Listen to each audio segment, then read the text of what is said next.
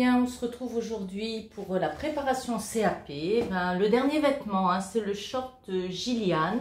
On est toujours dans le livre Passez votre CAP avec votre CAP. Mieux comme ça. Passez votre CAP couture avec artisane, hein, avec des modèles de Christine Charles. Et donc je vais vous présenter les pièces du short Gillian. Allez, je vous présente donc les pièces. Vous avez d'abord la pièce numéro 1 qui est le devant droite. La pièce numéro 2 qui est le devant gauche, logique. La pièce numéro 3 qui est le dos.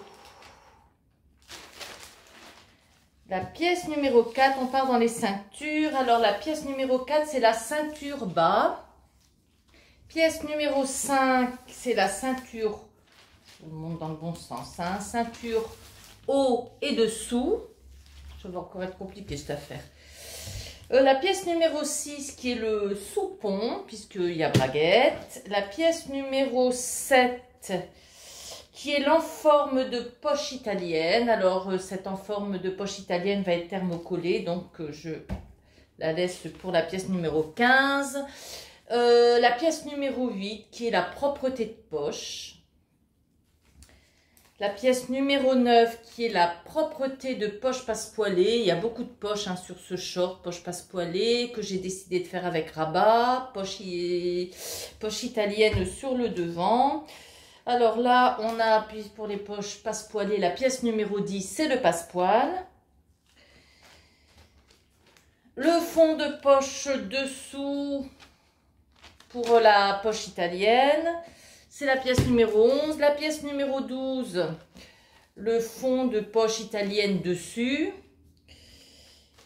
Pour la poche passepoilée, vous avez les pièces numéro 13 et 14, hein, qui sont les fonds de poche dessus et le fond de poche dessous. Avec une nuance dans la pièce numéro 14, il faudra marquer l'emplacement du passepoil. Donc je reviens à la pièce numéro 15 qui était, on passe au thermocollant, hein. Maintenant à partir du 15, thermocollant de l'enforme de poche, thermocollant de la, de la poche passepoilée. C'est la pièce 16, la pièce 17, c'est le thermocollant de la patte droite de la braguette. La pièce 18, c'est le thermocollant de la patte gauche de la braguette.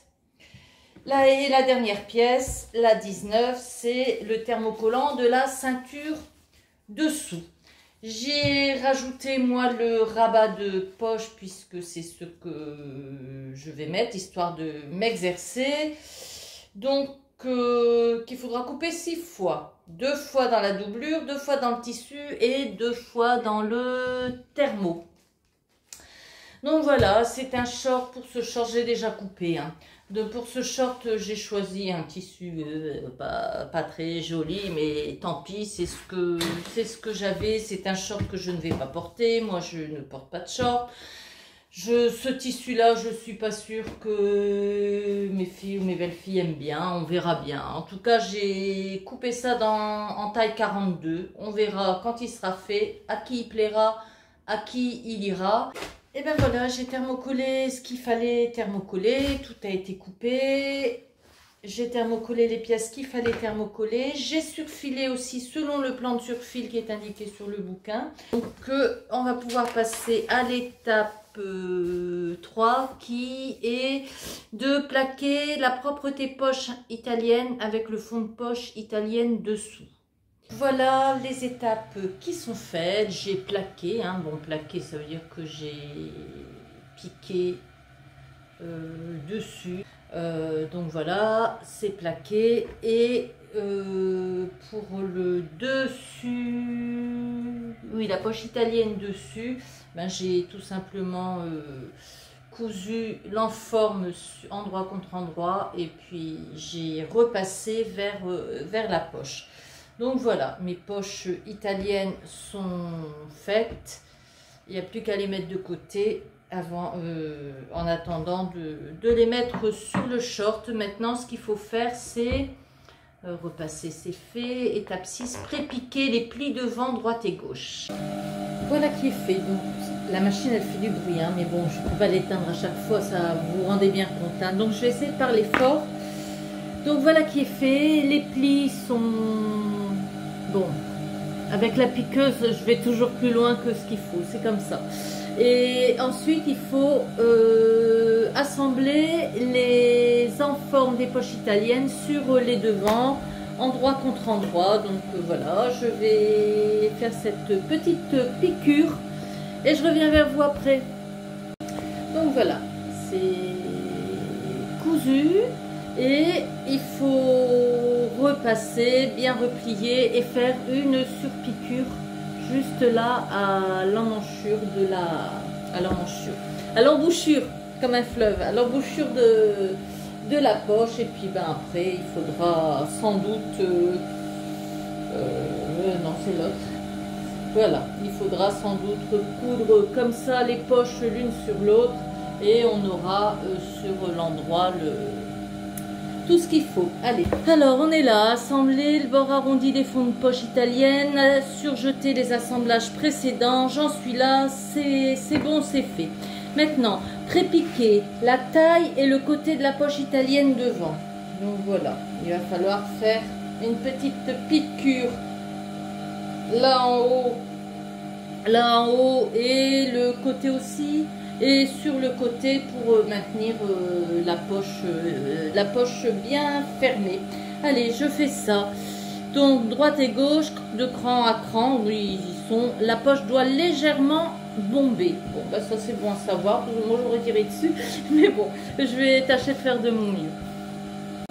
Et voilà qui est fait. Alors je ne sais pas si la poche est légèrement bombée. J'ai suivi l'écran, donc ouais. Ouais, elle l'est un peu, mais bon, pas tant que ça. Bon, je ne sais pas si c'est bien ou si c'est pas bien, en tout cas c'est fait. Alors, 12. Propreté, poche passe-poilée, fond de poche passe-poilée dessous. Plaqué, ce sera de poser exactement là sur le dessus. Comme ça, hein, on plaque, hein, c'est-à-dire qu'on met l'envers sur l'endroit, c'est bien ça, à 5 mm, couture à 5 mm du bord surfilé, haut de propreté poche aligné sur le haut du fond de poche, et ben voilà. Donc je vais faire les deux comme ça. Donc voilà, j'ai fait ma petite piqûre de plaquage sur les poches et maintenant il faut faire les pinces du dos. Alors voilà, c'est fait et j'ai fait une piqûre de renfort. Alors c'était pas dans la gamme de montage, hein, c'est Christine Charles qui disait qu'il fallait la faire. Par contre il n'y avait pas de dessin pour dire où est-ce qu'il fallait la faire, donc moi j'ai repassé sur la ligne de pince et sur la ligne du milieu pour essayer de consolider le plus possible. Ça va pas, comme j'ai piqué là, ben ça va pas, ma pince elle est coincée là, donc il fallait pas piquer là.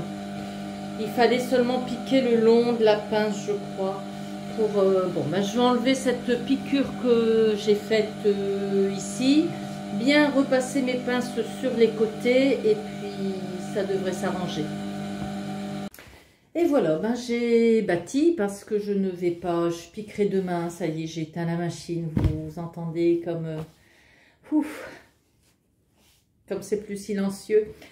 Bon, je vais écouter les rushs, si c'est vraiment trop bruyant pour la vidéo, si on n'entend pas parler, demain je continuerai sur la machine familiale, elle est moins bruyante. Mais je ne serai pas en condition d'examen, c'est pas grave, je verrai ça demain.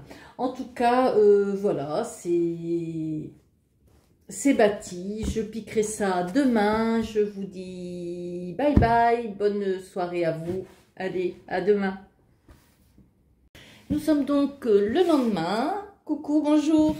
Et ben, j'en suis au même point, hein. Je n'ai pas avancé. Par contre, j'ai écouté les rushs de la vidéo, c'est très très bruyant. J'ai décidé de garder les rushs avec le bruit de la machine parce qu'on m'entend quand même parler. C'est pénible, donc aujourd'hui je vais coudre sur la machine familiale. Je vais essayer de couper au maximum les passages qui servent pas à grand chose pour vous raccourcir le bruit, enfin le moment où il y a du bruit, et puis voilà, je suis sincèrement désolée. Donc on continue aujourd'hui. J'en étais au moment où j'avais bâti mes poches passepoilées, hein, c'est-à-dire fond de poche avec le dos et le passepoil bâti en ayant bien pointé le dessin de l'ouverture de la poche. Et puis voilà, je vais piquer donc ces deux parties-là et ensuite ben, je vous montre. Voilà, c'est piqué. Et ben c'est pas hyper facile parce que il faut vérifier après au réglé si elles sont bien parallèles, si elles font bien 12 cm, chaque ligne fait 12 cm, et si elles sont bien espacées de 1,5 cm. Et ben moi c'était pas tout à fait le cas, hein. Donc sur une poche, vous voyez, elle est pas tout à fait, j'ai refait la piqûre, hein, elle n'est pas tout à fait sur la ligne de bâti. Et quant à celle-là, eh ben, elle était, ma ligne de bâti était carrément à 1,7 au lieu d'être à 1,5. Et là, c'est pareil, j'ai dû enlever et refaire. Bon, je pense que c'est lui, j'avais bien pointé, j'avais bien tout marqué, mais l'épaisseur du crayon, plus la règle... Bon, je pense que c'est dû à ça, ce décalage. En tout cas, maintenant, elles font bien 12 cm chacune, parallèle à 1,5. Donc, théoriquement, ça devrait être bien, hein. Donc, il fallait vérifier au réglé. Heureusement que je l'ai fait parce qu'autrement, ça aurait été croche. Allez, maintenant, il faut fendre. Allez, ben, fendons, fendons. Alors, en ce qui concerne la fente, il faut d'abord couper le passepoil en deux, seulement le passepoil tout du long, et c'est seulement après qu'il faudra fendre la poche en capucin, hein, puisque là, le passepoil, normalement, c'est deux demi-passepoils, mais là, il n'y en a qu'un, et il faut le couper en deux pour en faire deux, un au-dessus et un en dessous. J'espère que je me suis bien fait comprendre. Donc, indépendamment, on coupe d'abord le passepoil et ensuite on fendra le short pour pouvoir retourner l'affaire. Et voilà. Donc, une fois que tout est fendu, on passe le passepoil sur l'envers. Bon, il faudra céder du fer à repasser. Je vous montre comme ça. Mais il faudra céder du fer à repasser et on le replie comme ça à l'intérieur et il faudra faire une piqûre dans la rainure pour le maintenir à l'intérieur. Donc on fait ça pour le passepoil d'en haut, le passepoil d'en bas, la même chose, et puis sur l'autre poche aussi. Donc pour que ce soit bien net, il faut absolument remplier au fer à repasser pour que ça fasse un joli passepoil comme ça. Alors c'est minutieux, il faut vraiment mesurer à toutes les étapes parce que ben, j'avais beau avoir bien mesuré avant, mon passepoil il était presque à 1 cm. Donc bon, là quand il sera bien placé, ça fera ça. Bon là ça tire un peu avec les épingles, mais j'ai dû remesurer le passepoil à 0,75, il était plus grand, donc comme il était plus grand, ça pliait ici, ça rentrait pas. Donc là maintenant que j'ai bien mesuré partout, je vais faire la piqûre dans la rainure de chaque côté. Et ensuite je ferai la piqûre, la piqûre du capucin pour le maintenir sur les côtés. Ça c'est tout moi, j'ai oublié que je faisais avec le rabat, donc j'ai dû découdre, hein. Donc j'ai fait la piqûre rainure dans le bas, j'avais fait aussi celle du haut que j'ai dû enlever, Et en fin de compte, ce qu'il faut faire, c'est coulisser le rabat, le cranter, le retourner, le repasser. Et en fin de compte, ce qu'il faut faire, c'est le rentrer dans la rainure. Il doit rentrer, la mesure, elle doit être bonne. Le rentrer dans la rainure et le fixer avec, en faisant cette... en même temps qu'on fixe le passepoil du haut dans la rainure de la couture, là. Donc voilà, c'est ce que je vais faire là. Je vais bâtir parce qu'il risque de bouger. Et puis il faut que je le mette à la bonne hauteur, hein. Il faut rabat dans la fente. La partie cachée mesure 10 mm de large. Donc voilà, il faut juste 1 cm de... 1 cm, faudra bien le placer droit, le fixer, je vais le bâtir et après je ferai ma piqûre dans la rainure. Oh bah ça c'est joli, hein. Ah, c'est très très joli, quand j'aime mieux avec un rabat que sans rabat. Donc voilà, allez on y va. Et voilà qui est fait, je suis contente parce que c'est fait, c'est fait. Donc bon, c'est pas mal réussi, mais c'était difficile, hein. Ça doit faire 0,75. Bon, sur la deuxième, j'ai l'impression que ça fait plutôt 80-90, quoi. C'est très très compliqué parce que il faut, je vous montre l'intérieur, hein. Vous voyez, là, vous avez le rabat. Là, vous avez le passepoil du haut, le passepoil du bas. Et là, vous avez le rabat qui est coincé dedans, qui est cousu. Et comme il faut coudre en même temps le rabat et le passepoil, quand j'épinglais, ça bougeait. Enfin, c'était un peu compliqué. Mais le résultat est bien joli. Donc, sur celle-là, là, c'est fait. Regardez, sur celle-là, c'est fait, c'est terminé. J'ai plus qu'à surjeter le bord. Il suffira de poser endroit contre endroit les deux poches, les deux fonds de poche, hein, comme ça. Et puis, de coudre tout le tour. Et puis de surfiler ensuite tout le tour. Alors pour la braguette, une fois qu'on a surfilé le soupon là et puis là, il faut coudre la fourche. Alors il faut bien marquer, donc à partir du cran, faut pointer, hein, j'ai pointé avec une épingle entre le cran du devant droite et le cran du devant gauche et arrêter la couture à 3 cm du bord. Ça permettra par la suite de coudre l'entrejambe. Donc voilà, ça c'est une première piqûre à faire. Par contre, ils disent, et justement ça c'est une question que je me pose et je vais chercher la réponse et puis je vais vous la donner parce que peut-être que vous la posez aussi. Hein, il faut poser le zip sur le soupon, le haut du zip à 5 mm sous la ligne de taille. Et je ne sais pas si le haut du zip c'est ça ou ça. Moi, je pense plutôt que c'est ça le haut du zip, hein, puisque quand on achète un zip de 20 cm,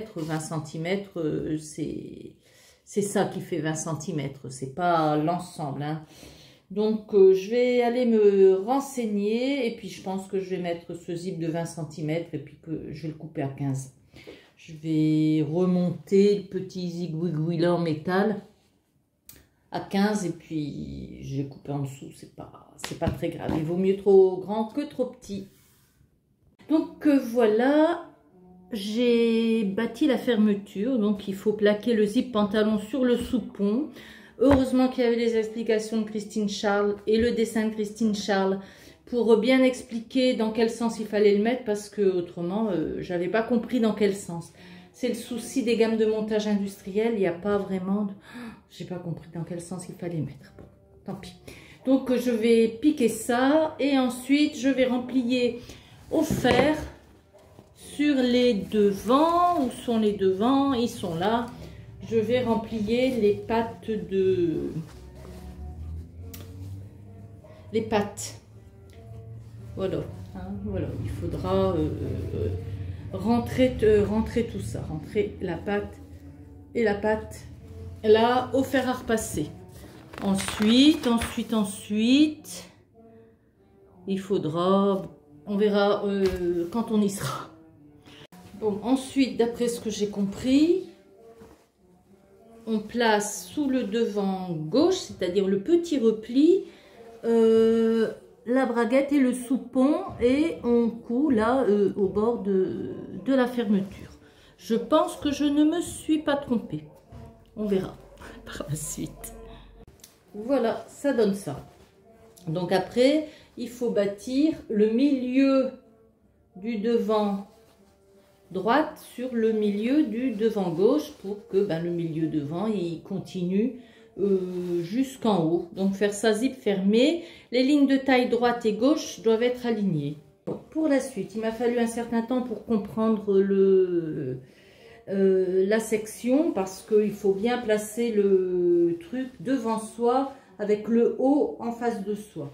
Donc ce qu'il faut faire, c'est que il faut soulever le soupon, voilà, enlever le devant pour pas piquer dedans, et on va seulement rester avec la patte et la fermeture, et on va piquer là au plus près de la fermeture.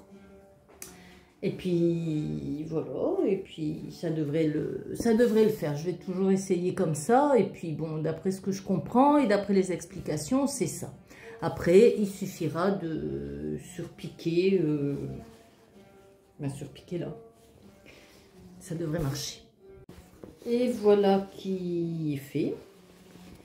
Bon, avec la tirette, j'ai fait ce que j'ai pu, mais je pouvais pas la tirer puisque comme c'est fermé là, j'avais pas accès. Donc voilà. Et voilà donc ce que ça donne. On la voit pas bien la surpiqûre parce que marron sur marron. Mais voilà. Donc la surpiqûre qui a été faite en 2 temps, puisque je l'ai faite jusque là sans le soupon. Après j'y ai mis le soupon et j'ai terminé l'arrondi, pas d'après le gabarit parce que j'ai pas de gabarit, enfin bref. Mais je pense qu'il aurait fallu que je fasse attention à ça parce que à l'arrière, en fin de compte, ma piqûre, elle a pris le soupon que vraiment sur la pointe. Donc là, j'ai fait un petit point à la main pour le maintenir en bas parce que de toute façon, il ne rejoignait pas ma piqûre. Donc là, ça y est, je vais enlever le bâti et ça devrait le faire. Et voilà la mangue. Est-ce que ça marche? Ça marche. Donc voilà, je vous dis à demain. Je vais descendre faire la cuisine et bye bye. Je vous souhaite une bonne soirée. Bonjour les amis, nous revoilà pour ce 3e jour, le dernier je pense, j'espère du moins. Et pour le short Gillian, donc tous les points techniques sont faits, les poches passepoilées, la braguette, bon c'est pas mal réussi tout ça. C'est ce qui me faisait le plus peur. Maintenant, il va falloir terminer le short, le monter, assembler les côtés jambes, dos et devant, surjeter les assemblages précédents et surpiquer les assemblages précédents. Ensuite, tout ça, c'est facile à faire. Ensuite, on fait les intérieurs jambes et on repasse couture ouverte. Et on va déjà aller jusque là et ce sera une belle avancée. Et voilà un short qui ressemble à un short, puisque toutes les coutures d'assemblage ont été faites. Donc les coutures d'assemblage de côté, elles ont été surpiquées. Bon, ça se voit pas fort sur du marron. Donc ça a été surpiqué à 5 mm. Ensuite, il a fallu faire les piqûres des jambes, ces piqûres-là, à 1 cm. Et les repasser ouvertes, et ensuite il a fallu reprendre la fourche. Donc pour faire la fourche, on met une jambe dans l'autre. J'ai dû reprendre, ouf, c'est pas extra, j'ai dû reprendre là où j'avais laissé la fourche devant, et puis faire tout le tour. Et puis pour le repassage, alors on ne repasse couture ouverte que le haut. jusqu'à l'arrondi. Après, on laisse tel quel. Donc, voilà ce qui est indiqué. Bon, ce qui n'est pas très très joli, c'est, je n'ai pas regardé sur l'endroit. Ah ouais, c'est pas extra. Hein. C'est la reprise. Ah, on voit pas bien dans le marron, j'aurais dû choisir un autre tissu. Vous voyez, c'est la reprise de ma couture, puisqu'il faut reprendre point sur point. Et puis moi, je vois pas assez clair. Et sur du marron foncé, je voyais pas où était le point, donc j'ai piqué un peu à côté. Je refais pas parce que franchement, c'est une toile. Il n'y a personne qui va le porter, ce pantalon. Donc, voilà. Oh, c'est joli, hein. C'est une toile, ça va me servir quand même à voir aussi. Je peux valider la taille pour ma belle-fille et je lui referai dans un tissu qui lui plaît. Mais là, du tissu, j'en avais pas. J'avais que ça dont je voulais me débarrasser parce que je suis en train... En plus, il y a un défaut sur le devant. Parce que je suis en train de vider mes tiroirs. Donc, voilà. Allez, on continue. Maintenant, c'est la ceinture. La ceinture dessus est en 2 morceaux avec une piqûre au beau milieu. Donc, voilà, j'ai piqué donc les morceaux de ceinture. Donc, normalement, c'est au pli. Moi, j'ai une piqûre au milieu parce que j'avais pas assez de tissu. Et maintenant, il va falloir former la ceinture. Hein, il y en a une partie, j'ai repassé couture ouverte et il va falloir plier la ceinture de façon, la remplier, hein, comme ils disent, et de façon, au fer à repasser, de façon à avoir une ceinture uniforme de 5, que vous y marquez, pliée en 2, largeur 50 mm. Donc voilà, allez, je retourne au fer à repasser pour faire ça. Et ensuite, il faudra donc assembler la ceinture à la taille du short, bien évidemment. On ne va pas la mettre en bas des jambes. Donc voilà, je vais fixer la ceinture, hein, assembler à la taille short, repasser vers la ceinture. Ensuite, on a les côtés de ceinture et puis on la retournera. Donc. Et voilà la ceinture montée, bon, avec cette piqûre au beau milieu, ben c'est là où on voit la régularité et je dois avouer que mon travail n'est pas très très régulier. Il y a des endroits où, c'est marrant, je le voyais mieux, oui. Il y a des endroits où c'est plus large, hein. Là c'est plus large que là. Bon, tiens, la perfection n'est pas de ce monde, je sais, et il faut essayer, mais bon...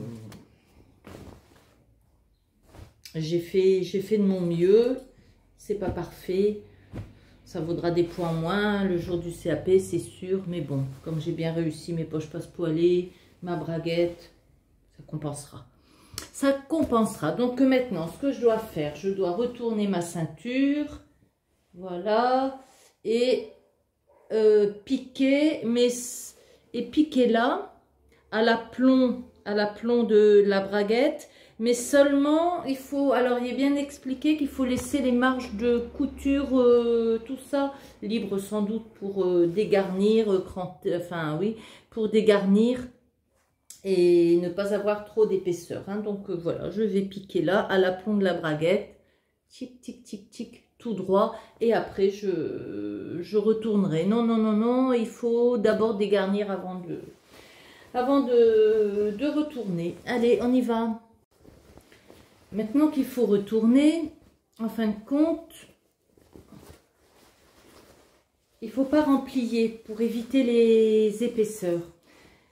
Et il fallait surfiler une partie de la ceinture. Mais vous voyez, c'est cette partie-là qui est surfilée. Au lieu de cette partie-là, j'ai vraiment monté ma ceinture, à l'envers. Donc bon, je vais quand même surfiler ça. Parce qu'après, elle va être fixée par 2 piqûres rainures. Une qui sera là et une qui sera là. Donc, il n'y aura pas de rempli et puis de choses à faire à la main. Donc, ben voilà, je vais surfiler là puisque je l'ai fait du mauvais côté tout à l'heure. Hein, je l'ai fait de ce côté-là au lieu de le faire de ce côté-là. Et puis, je vais dégarnir et faire mes piqûres rainures. Et je vous montre une fois que c'est fait. Et voilà, la ceinture est terminée. Donc, elle a été fixée par 2 piqûres rainures. Hein, une dans la piqûre de taille et une dans la piqûre du milieu de la ceinture. Donc, voilà ce que ça donne. Ce que ça donne à l'intérieur.